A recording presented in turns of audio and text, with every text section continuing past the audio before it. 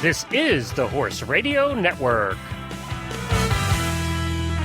This is episode 485 of Horse Tip Daily. A different horse tip, a different equine topic, a different equestrian expert every day. Horse Tip Daily brings the world of equine knowledge to you one day at a time. Today's tip is brought to you by feedxl.com.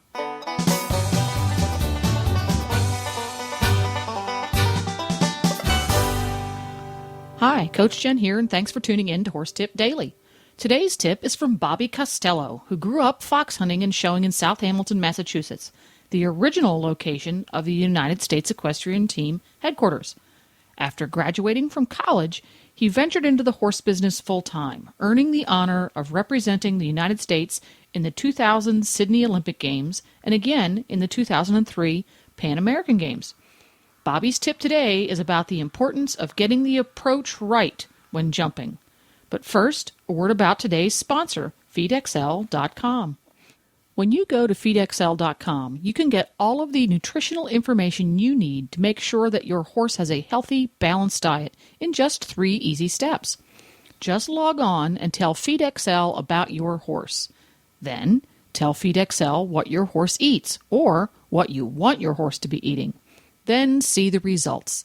FeedXL does all of the math and all of the nutritional science to give you an accurate picture of what your horse is really eating and whether his nutritional needs are really being met or exceeded. And as if that wasn't enough, FeedXL has forums where you can interact with other FeedXL members and a cost calculator where you can formulate the cost of what you're feeding in real dollars. Go to feedxl.com today and discover for yourself why smart horse folks from all over the world use it to be absolutely sure they're feeding their horses exactly what they need in the most cost-effective way possible. And there's a newsflash. feedxl.com has been awarded Best Software Product Servicing the Agricultural Industry by the Australian Business Awards. Congratulations, feedxl.com. Now, enjoy today's tip. Cross-country day, part of it, we spend a lot of time talking about technique, and I'll say that we're not going to be just running around jumping jumps just for the sake of it, because oftentimes we go to events and you see people that so many people just don't have a real understanding of balance and pace and rhythm and what ingredients that you need to make up a successful approach and execution of any type of jump. So, we'll spend a lot of time with the different canners, the different positions that one might need for either just a fly fence or, we practice, galloping, just galloping down to a lovely fly fence, but actually galloping down in balance. You don't necessarily have to slow down for a fly fence, but you absolutely have to be able to influence the balance in an uphill fashion. So no matter what might happen, you're in the correct balance to safely jump the jump. I always use, like Philip and Boyd and Will Faudree as good examples of, those are probably 3 of the fastest cross-country riders in the country right now. But you will have to, you'll have to sit out there for a long time to see those guys not come to a jump in the correct balance, no matter how quickly they're coming. They always have their horses in the correct balance for whatever type of jump that they need to jump. So we spend a lot of time, the type of position that you might need for a drop jump or coming into it like it's just a simple coffin. The position there is obviously different than any kind of jump just galloping through the field. So it's really, really important to have the technical skills to successfully execute whichever type of jump that you're trying to successfully get over. Yeah, I mean, balance is one thing, of course, but taking into account, obviously, the level of experience for horse and rider and the terrain and the footing. All of there's so many different aspects, aren't there, of this, and how you would ride your horse in different footing, too. Yeah, exactly. You have to take all that into consideration. And, when I'm walking courses with my lower level students, say that we're coming to a complex where it's just a simple maybe roll top, 2 strides, and then hop off a bank.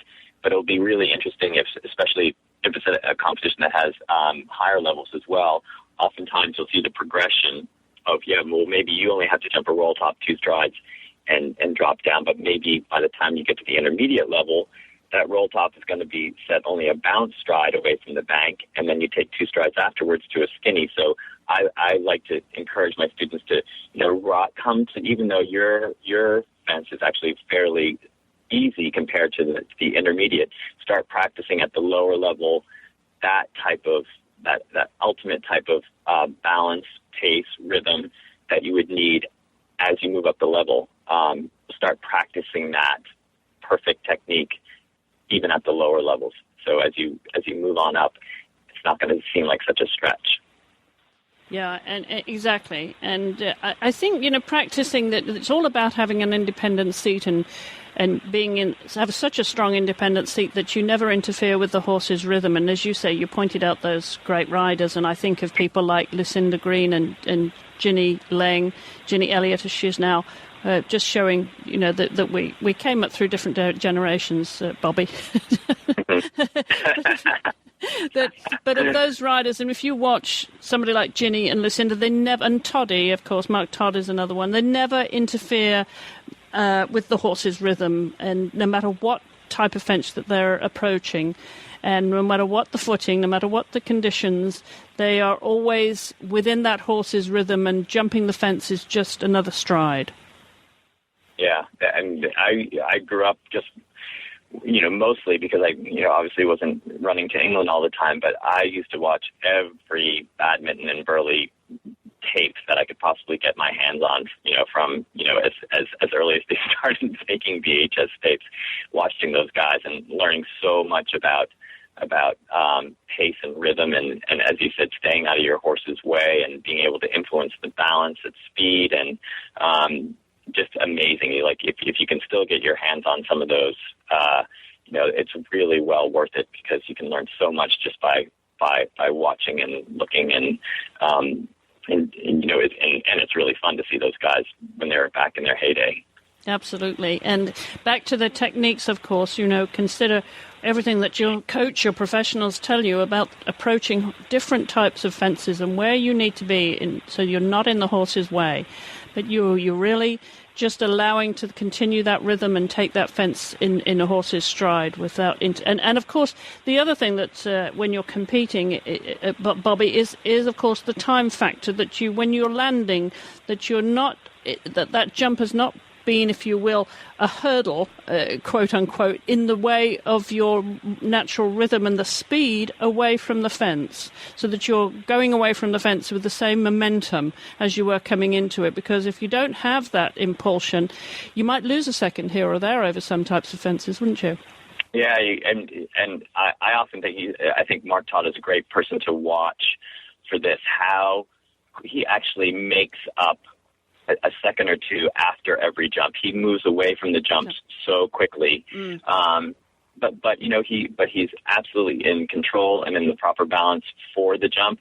But man, he is so quick to get away from the jumps, and that's where I think the good riders like that, they really make up their time on the backside of the jumps, not just how fast they come to the jump, because obviously for every type of jump there's a different type of balance, and sometimes you really do have to slow down. But just watch these guys, how quickly they move away from the jumps, and it really, you wonder, wow, how do they make the time? Because it doesn't look like they're going that fast to the jumps.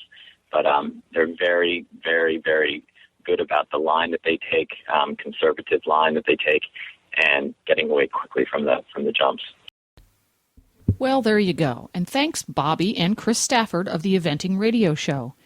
If you'd like to hear more, this tip is an excerpt from episode 153 of the Eventing Radio Show, and you can find it on the show's website, www.eventingradio.com.